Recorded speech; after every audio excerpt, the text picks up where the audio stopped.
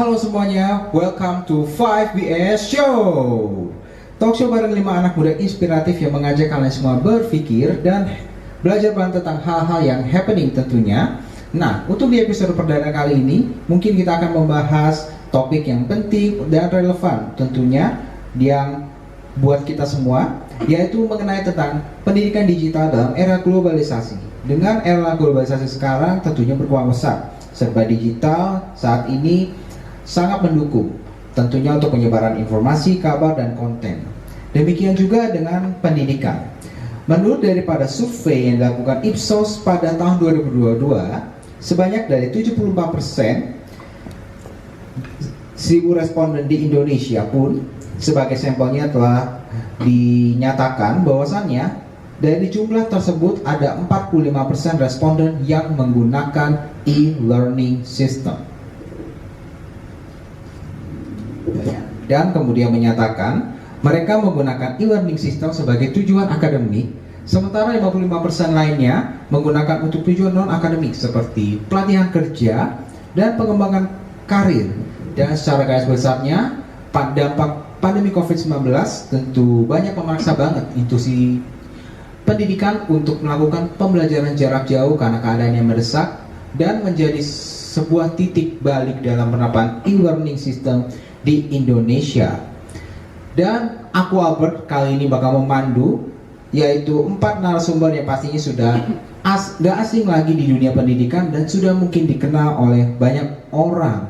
Once again, chatters, welcome to the 5BS Show.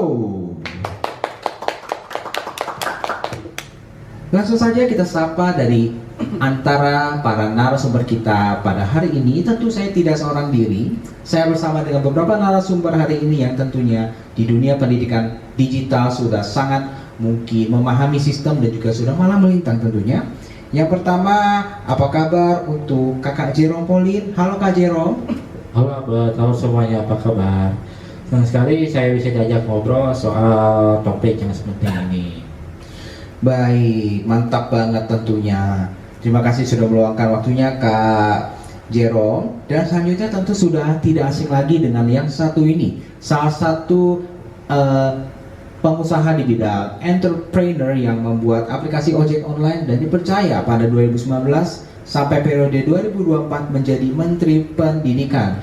Siapa lagi kalau bukan Mas Nadiem Makarim. Halo Mas. Halo Mas Albert, halo semuanya. Terima kasih sudah mengundang. Ini topik yang sangat dekat di hati saya, jadi saya senang berdiskusi di sini.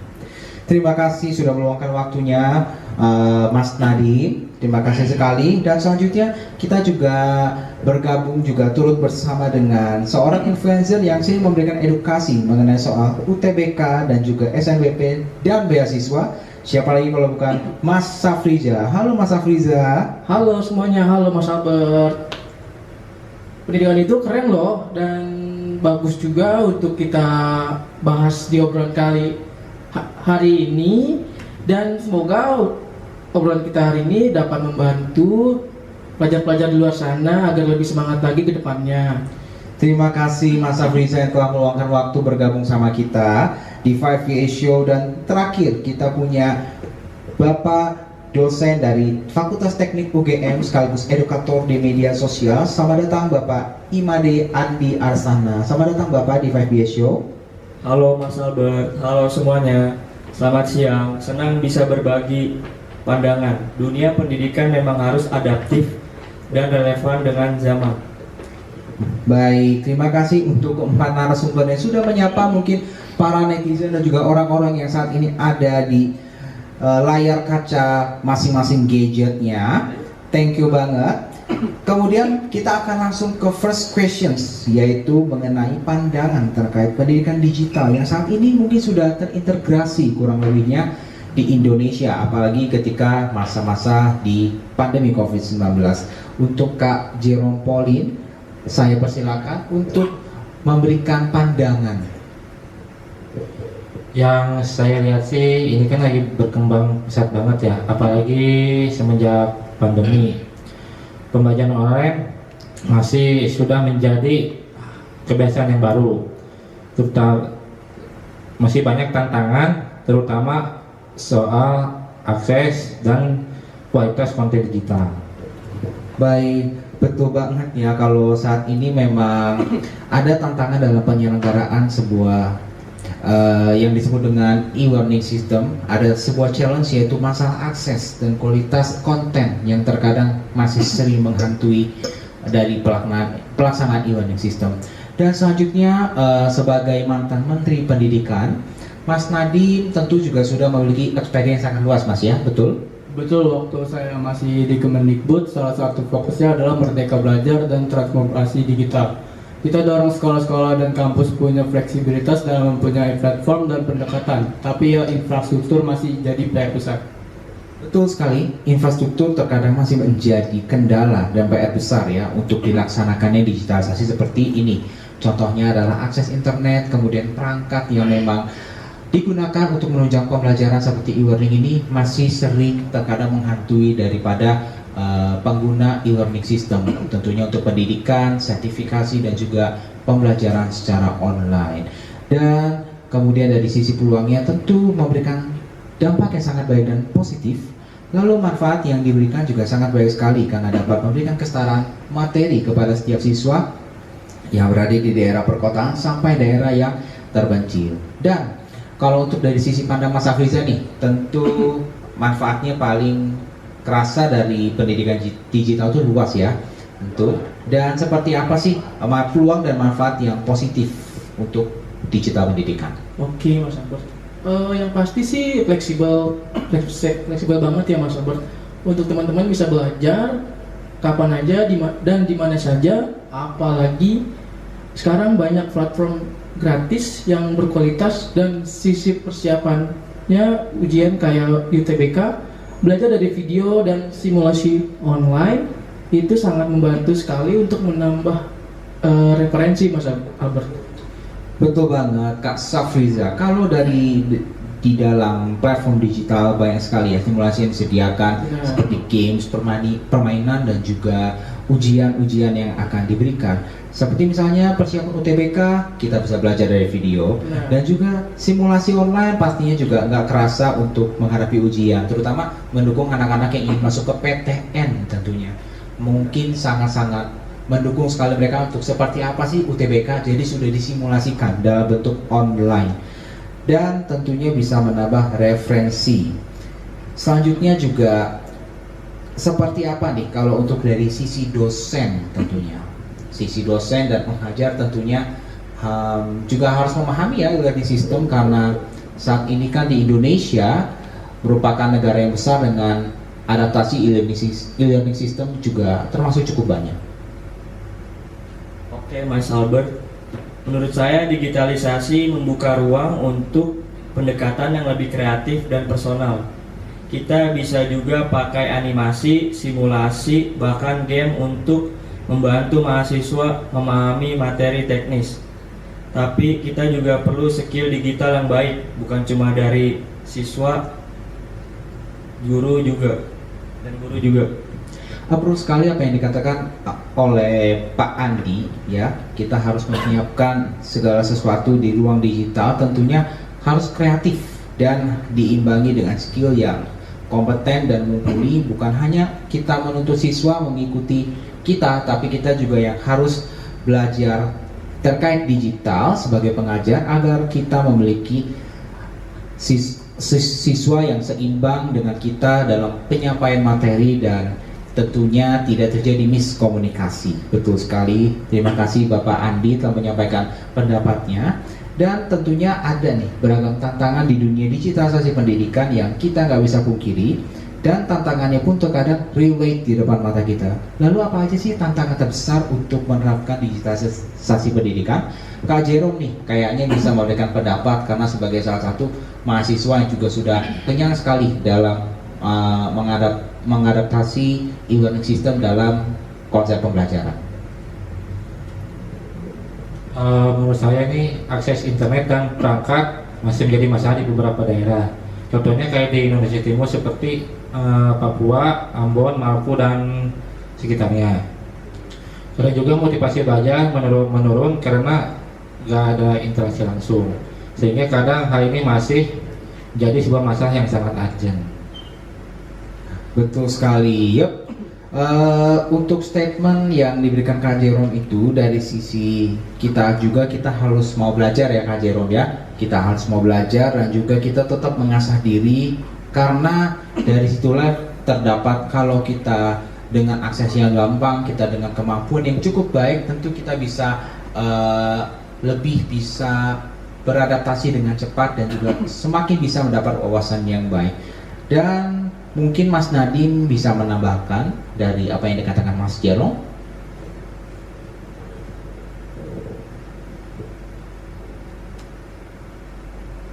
Baik, terima kasih Mas Albert. Saya setuju karena digitalisasi kita terkadang menjadi lebih mudah dan banyak referensi dalam belajar karena dapat mengakses materi jauh lebih mudah. Tetapi tentu harus diberi dengan motivasi yang kuat juga dalam sistem belajar diri kita.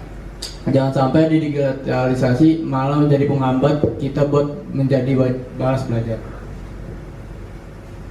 Baik, terima kasih oleh Mas Nadiem Makarim yang telah memberikan pendapat. Tentunya kita ini sedikit punya pesan dan juga harapan ya untuk generasi-generasi yang akan datang ke depannya, dan kita memiliki pandangan tentunya agar generasi ke depan ini di era pendidikan bisa semakin termotivasi. Dan apa sih pesan dan harapan yang memang ingin disampaikan buat generasi-generasi muda di akhir-akhir ini, terutama yang paling dekat adalah Gen Z, Gen Zillennial dan juga Gen A, yaitu Gen Alpha. Mungkin bisa dari Kak Jerong terlebih dahulu menyampaikan. Ya, pesan dari saya buat teman-teman, manfaatkan semua akses yang kalian punya. Jangan takut untuk mengeksplor hal yang baru. Ingat, belajar itu bukan hanya untuk nilai, tapi juga untuk masa depan kalian. Dan gunakan digitalisasi di era sekarang ini mendukung kemajuan dan pengembangan diri kalian. Baik, selanjutnya mungkin boleh ke Mas Nadiem Makarim untuk bisa memberikan tanggapan juga terkait pesan dan harapannya bagi generasi yang akan datang di masa depan. Baik, tanggapan saya, jadilah pembelajar seumur hidup. Teknologi berubah cepat dan pendidikan adalah kunci buat tetap relevan dan selalu tetap beradaptasi di masa yang akan datang.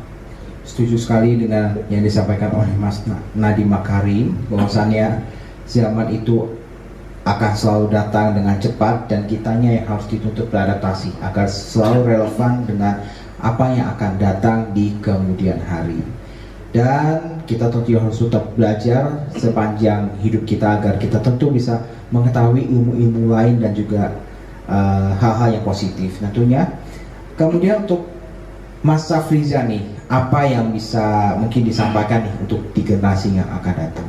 Oke, Mas Albert, gunakan media sosial dan internet bukan cuma buat hiburan, tapi juga buat cari ilmu. Yes. Banyak banget peluang kalau kita mau belajar, tetapi tetap semangat, dan edukasi itu sangat bermanfaat dan keren sekali buat masa yang akan datang.